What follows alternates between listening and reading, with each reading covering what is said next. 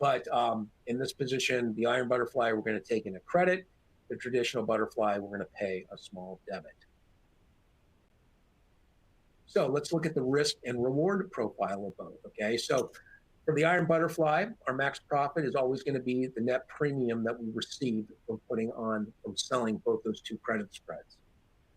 For the traditional butterfly, our maximum profit is going to be the difference in strike. And remember, anytime we're looking at traditional butterflies, we're looking at the width, the difference between the strikes is always going to be equal. So in the examples that we were using, we were looking at a $5 difference in strike. So in this case, it's the width of the strikes minus whatever debit that we paid. That's what the traditional butterfly.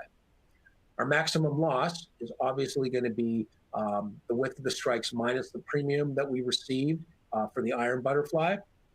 Our maximum loss for the traditional butterfly is the net debit that we would pay.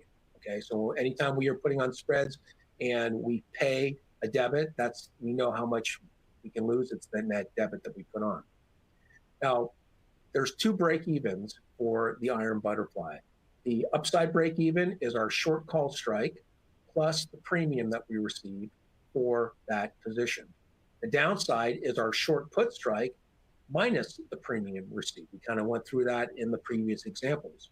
For the traditional call butterfly, in this case, our break even would be the lower long strike plus whatever debit we paid. So if we put on this, 95, 100, 105 call butterfly, and let's say we paid $1.50 for it, our break even would be our lower long strike, the 95 level strike, plus $1.50 or 96.50.